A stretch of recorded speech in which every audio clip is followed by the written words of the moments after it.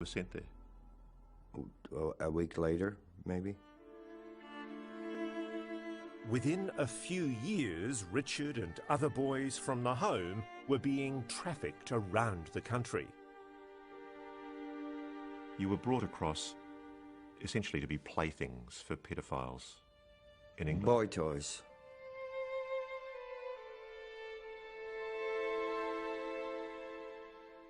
I felt afraid to say no. As long as I performed well, they said they'd take care of me.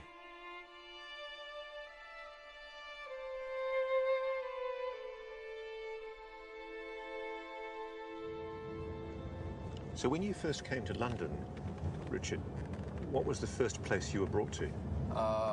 The first place, I was taken to Dolphin Square.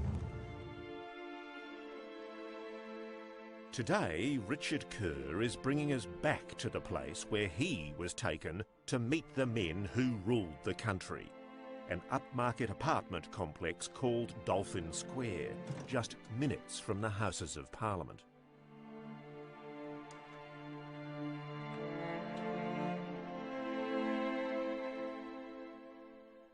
What happened in here, Richard? What happened in here, I was taken in here, I was told to sit down on the bed, and he started to take my clothes off. Still hurts, doesn't it? Of course it hurts. I've never forget, it hurts.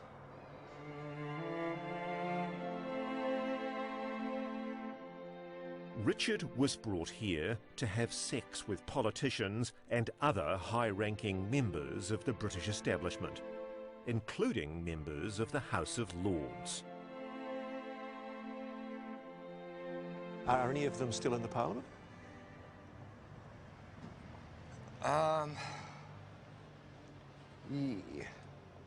Older, very old, lords.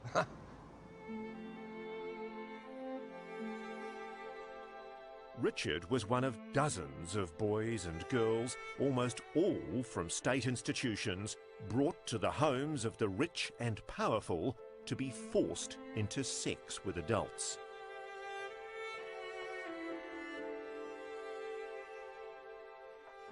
My soul at that time was being destroyed. And they took away everything I had.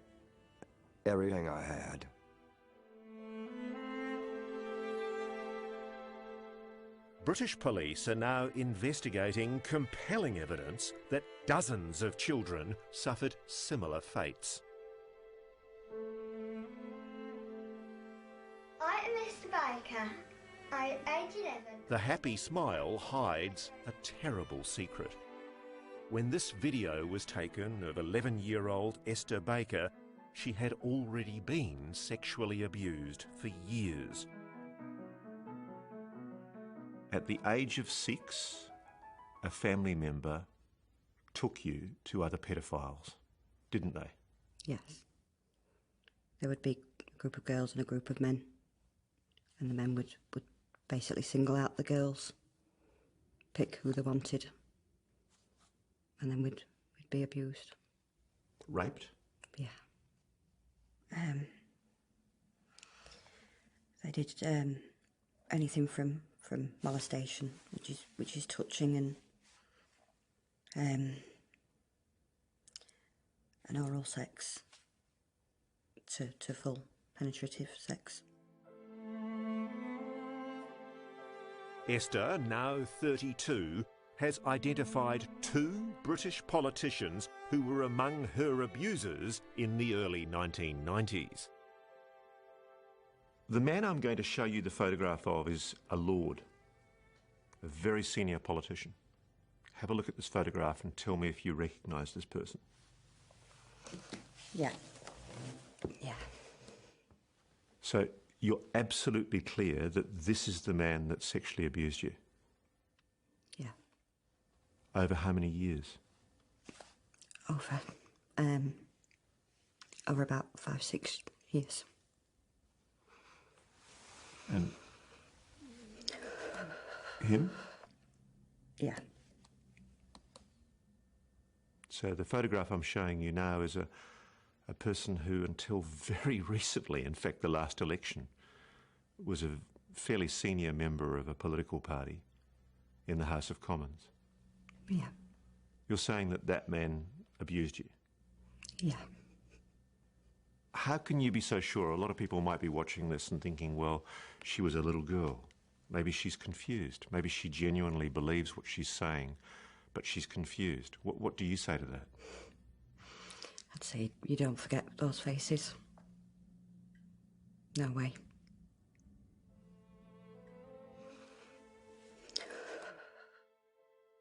They were powerful people. They were also people who very obviously had formed a group and enjoyed having sex with young children.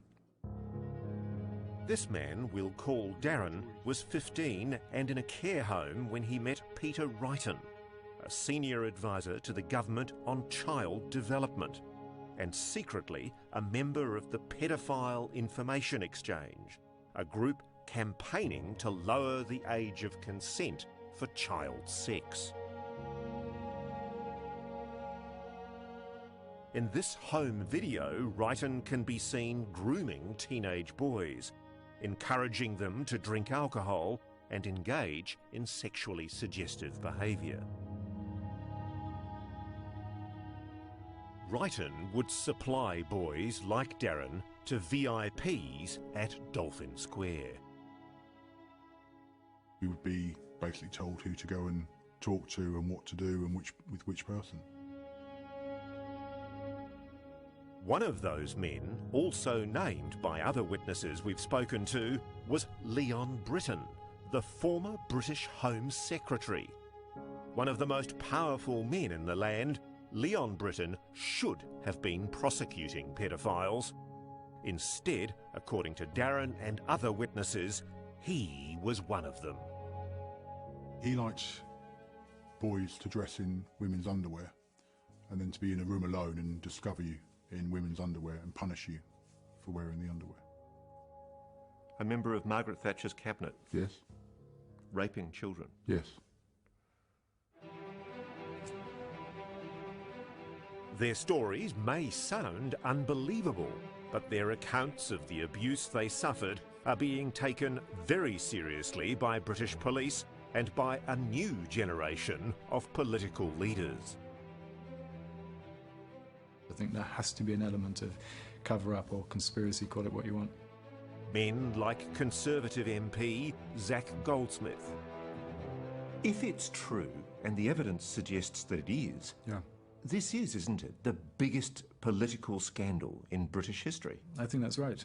I think there was very compelling evidence that very senior people engaged in terrible acts and were then protected by the establishment. I have no doubt at all about that, but I think the genie is out of the bottle. Coming up, from abuse to murder. He sees Martin being led onto a train by a tall, blonde man in his 30s. The link to Australia's High Commissioner, With the number plate Oz1. as the conspiracy deepens. What did that senior policeman say to you? He said to me, you keep saying things like that, you could get hurt. That's next on 60 Minutes. Sadly, we'll probably never know just how many innocent children became victims of the paedophile gang operating at the highest reaches of the British establishment. Certainly, we know of dozens, if not hundreds, of state wards who were trafficked from institutions to be used as playthings of the rich and powerful. But others were literally picked out and abducted off the streets of London, including the teenage son of the chauffeur to the Australian High Commissioner. One of the great mysteries is a case now being re-investigated by British police. The disappearance and almost certainly the murder of a 15-year-old boy named Martin Allen. You smell a cover-up protecting the toffs, don't you? I smell rats of the highest order. Kevin Allen is Martin's brother. At the time Martin went missing, their father Tom was personal chauffeur to the Australian High Commissioner. So this is the car that your dad drove? Yeah. With the number plate Oz1? Yeah, AUS1. One of the perks of their dad's job was a big house here in posh Kensington, right next to the High Commissioner's own residence. What a beautiful, idyllic place for a young lad to grow up. Yeah, this is where we lived. But that happy life was about to be shattered.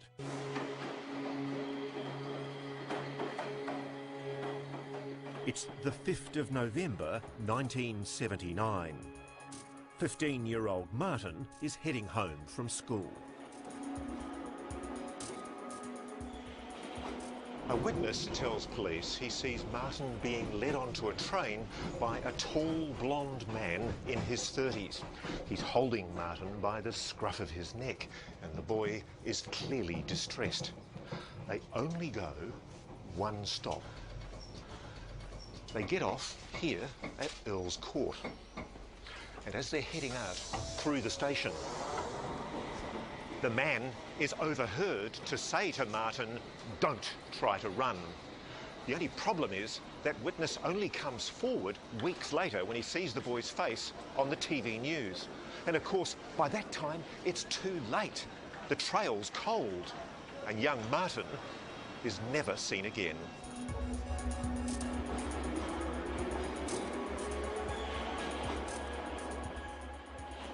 In the 36 years since your brother disappeared, has there ever been any leads, any information?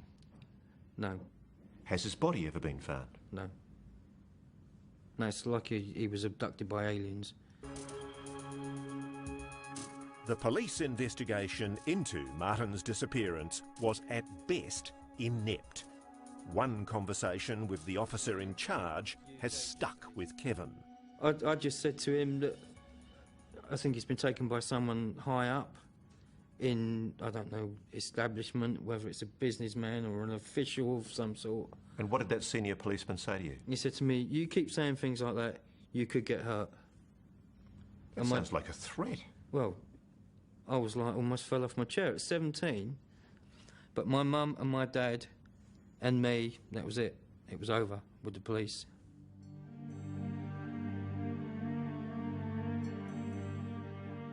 Now, police have reopened the case, also acknowledging they have credible evidence of murders committed by the Westminster paedophile ring. These are children. These were children at the time, and they were abused because they were children, because he could get away with it. Former policemen too, like Kelvin Ashby, are now revealing the extent of the cover-up, how their own investigations of politicians and government officials were stopped in their tracks on orders from above. My immediate boss told me that the decision had been made higher up the chain.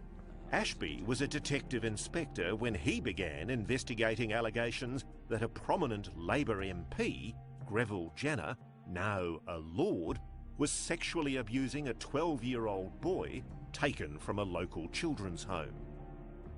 Did you want to arrest Jenner? Yes, definitely. Were you stopped from arresting Jenner? Yes. What was it about the boy's story that made you think it was credible? Well, basically, he said that he'd been collected from the children's home many, many times. By Jenner? By Jenner in his car. And that was, we backed that up. Lord Jenner, who has denied all the allegations, has not yet been charged. But the Crown Prosecution Service has admitted it had enough evidence to prosecute Jenner all along for the sexual abuse of at least 9 children. But it may be too late. The very busy Baron Jenner of Braunstone now claims to be suffering from dementia. And yet he's voted in the House of Lords on 203 occasions since he was diagnosed. Yeah, and again, it's dual standards, isn't it? So if he's good enough to vote, he's good enough to stand trial? Yeah, it still sticks in the craw. I was about to say, it still matters to you. Oh, absolutely, yeah.